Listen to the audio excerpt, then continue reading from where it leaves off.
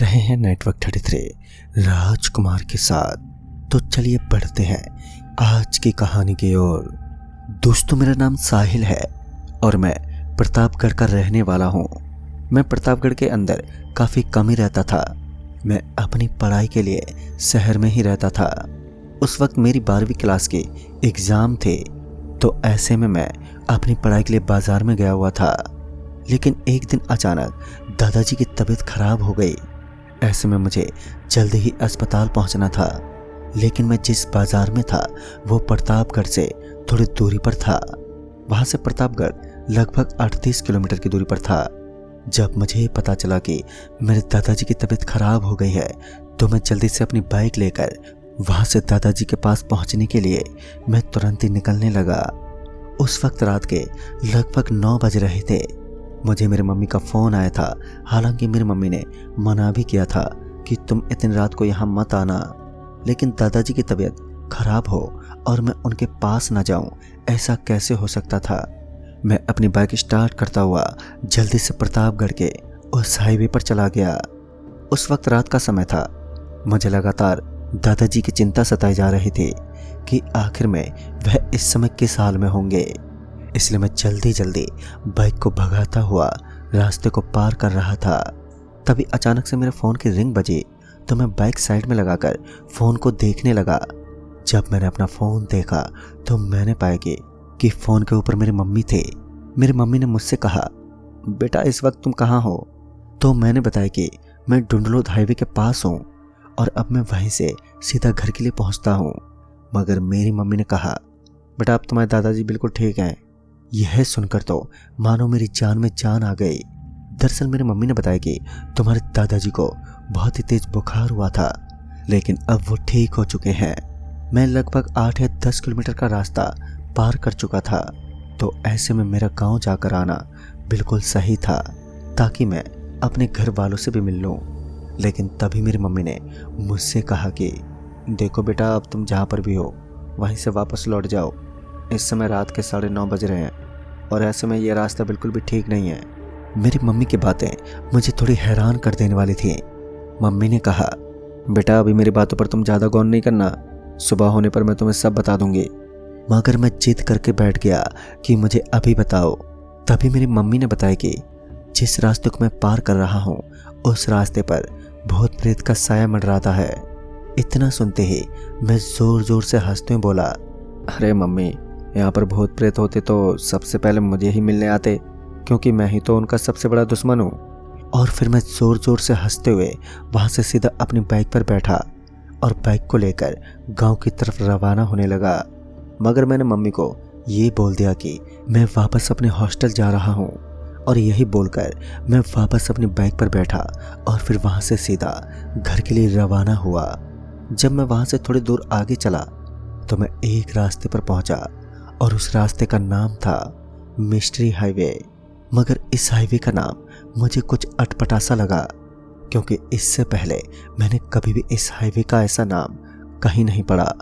इस हाईवे का एक अलग ही नाम था, मगर उसे सरकार के द्वारा बदल दिया गया। लेकिन तभी अचानक से ही मेरी बाइक ज़ोर ज़ोर से हिलने लगी, मानो कोई मेरी बाइक को पकड़कर ज़ोर ज़ोर से पीछे की तरफ घसीटने की कोशिश कर रहा है। लगातार बाइक को इस तरह हिलता देख मुझे तो कुछ समझ नहीं आया। बाइक को हिलता देख अचानक से मेरी नज़र बाइक के कांच में पड़ी, तो मानो मेरी तो चीख ही निकल गई। डर के मारे मैं तो घबराने लगा और मैं उसी वक्त पसीने से तरबतर होने लगा, क्योंकि इस बार मैंने देखा कि मेरी बाइक के पीछे एक सिर कटा हुआ आदमी बैठा है। उसका सिर मानो किसी ने कुचल दिया हो। तभी अचानक से सामने से आ रही गाड़ी से मेरी बाइक टकराने ही वाली थी कि मैंने किसी तरह अपनी बाइक पर कंट्रोल दिखाया और उसे वहीं रोक लिया। लेकिन जब वह गाड़ी वाला मुझे गालियां देता हुआ आगे बढ़ा, तो मैंने भी एक बार पीछे पलटकर देखा तो मुझे वहां पर कोई भी नज़र नहीं आया। लेकिन जब मैंने कांच में देखा तो मुझे वहां पर बहुत ही खौफनाक चेहरा नजर आया था। अब वह वहां से गायब हो गया। लेकिन आखिर वो आदमी अब मुझे दिखाई क्यों नहीं दे रहा था, और आखिर वह इतनी सी देर में कहाँ पर गायब हो गया। यही सोचते हुए मैं बाइक ड्राइव कर रहा था मगर तभी मैंने देखा कि रोड के करीब एक आदमी लिफ्ट मांगता हुआ नजर आ रहा था। वह आदमी अभी भी मुझसे काफी दूरी पर था। ऐसे में उसका चेहरा मुझे साफ साफ तो नजर नहीं आ रहा था, लेकिन वह आदमी मुझे काफी जाना पहचाना सा लग रहा था। दरअसल उसकी बॉडी को देखकर ऐसा लग रहा था कि मैंने पहले भी कभी उसे एक बार ही सही मगर देखा है। मगर जब मेरी बाइक उसके करीब गई तब तो मेरी सांसें ऊपर नीचे होने लगी। उसे देखकर मैं तो कप कपाने लगा। उसे देखकर उस सर्द रात में मुझे पसीने छूटने लगे। दरअसल वह कोई और नहीं बल्कि वही शैतान था जिसकी मुंडी पूरी तरीके से फटी हुई थी, जो अभी अभी मुझे मेरी बाइक के पीछे बैठा हुआ दिखाई दिया था। तभी उसने अपना हाथ मेरी तरफ हिलाया। उसके हाथ हिलाते ही मैं तो और भी बुरी तरीके से डरने लगा। तभी उसने अपने दांत बाहर निकाले। उसके दांत काफी बड़े बड़े और उसके मुंह से बाहर निकले हुए थे। सच में वह दिल दहला देने वाला भयानक चेहरा बार बार मेरी आंखों के सामने मुझे नजर आ रहा था। ये मेरा कोई वहम तो नहीं हो सकता था, लेकिन मैंने आखिर उस आदमी का क्या बिगाड़ा था कि वह मेरे पीछे पड़ा था। तभी अचानक से मुझे ऐसा लगा कि मेरी बाइक अब झटका खाने लगी है। उसके थोड़ी दूर आगे जाने के बाद मेरी बाइक एकदम से बंद हो गई। फिर जब मैंने बाइक से नीचे उतरकर देखा तो उसमें पेट्रोल खत्म हो चुका था।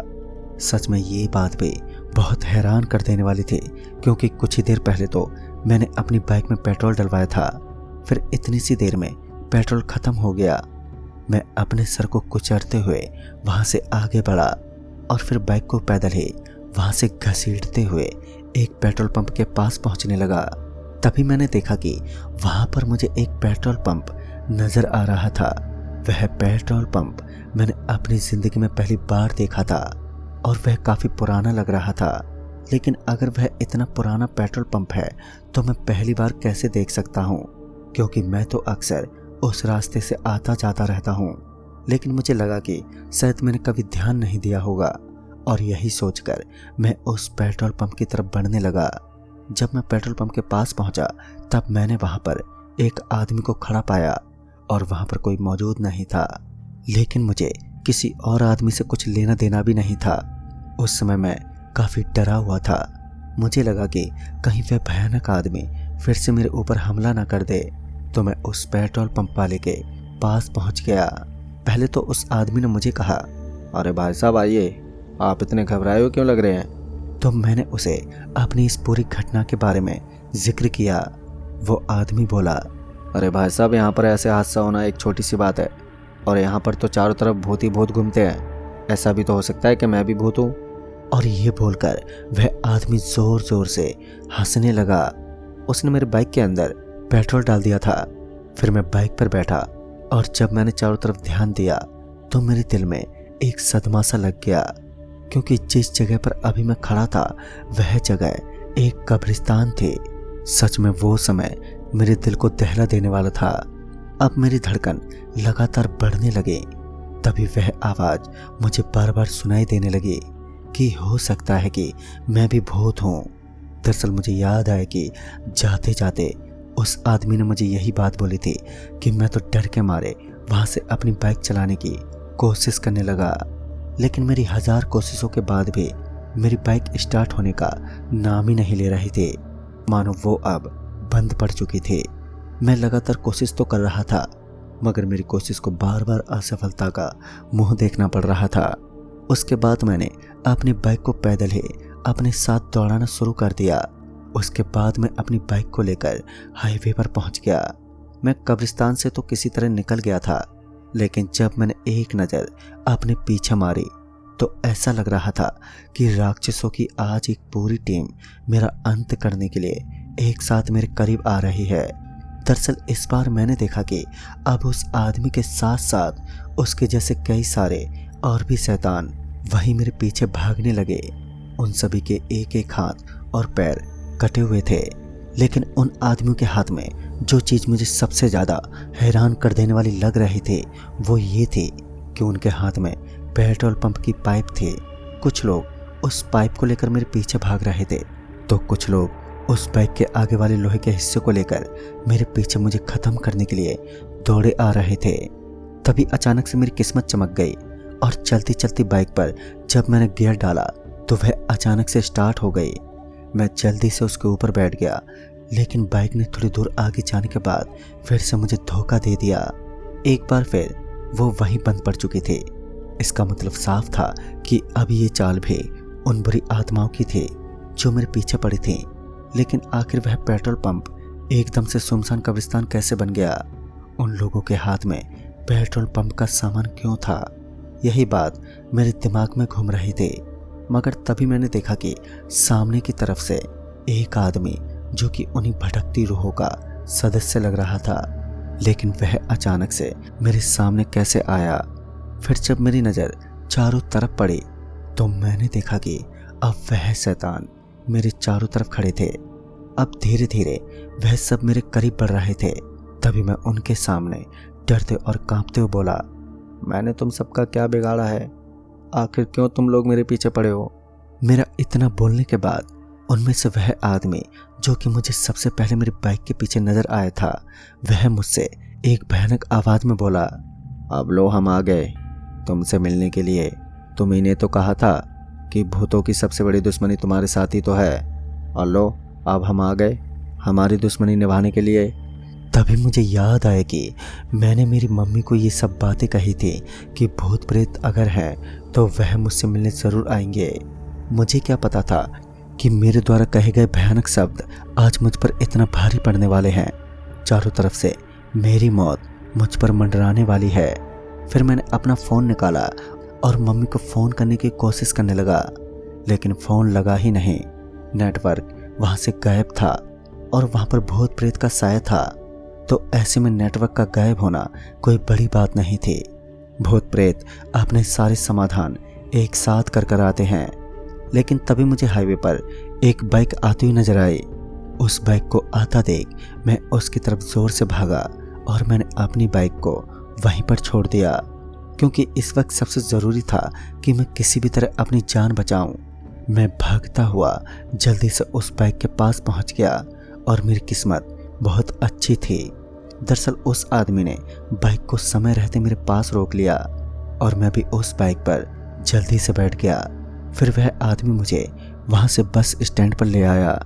उस बस स्टैंड पर पहुँचने के बाद उस आदमी ने मुझे बताया कि कुछ साल पहले वहाँ पर एक पेट्रोल पंप हुआ करता था, लेकिन कुछ हादसे की वजह से उस पेट्रोल पंप पर एकदम से आग लग गई और उस पेट्रोल पंप पर आग लगने की वजह से वहाँ मौजूद लगभग 8 लोगों की मौत हो गई थी। उस जगह पर आग लगने के बाद वहाँ के लोगों ने उस जगह को एक कब्रिस्तान के रूप में दाखिल कर दिया। अब वहाँ पर एक कब्रिस्तान बन चुका है, मगर रात में वहाँ से गुजरने वाले हर उस आदमी के साथ ऐसे हादसे होते हैं जो भूत प्रेत में विश्वास नहीं करता या फिर उनकी बेइज्जती करता है। लेकिन दोस्तों, उस दिन किसी भी तरह मेरी जान बच गई और उसके बाद मैं वहाँ से सीधे घर पर पहुँचा। इस घटना के बारे में मैंने अपने घर वालों को बताना बिल्कुल ठीक नहीं समझा, मगर उसके बाद मैं कभी भी उस रास्ते से गुजरने की हिम्मत नहीं करता। मैं अक्सर किसी और रास्ते को ही ढूंढ लेता हूँ। इसलिए कहते हैं कि अंधविश्वास पर विश्वास कर पाना तब तक ही मुश्किल होता है जब तक वो खुद के साथ ना घट जाए। तो दोस्तों, इस कहानी में बस इतना ही। तब तक के लिए बाय एंड टेक केयर।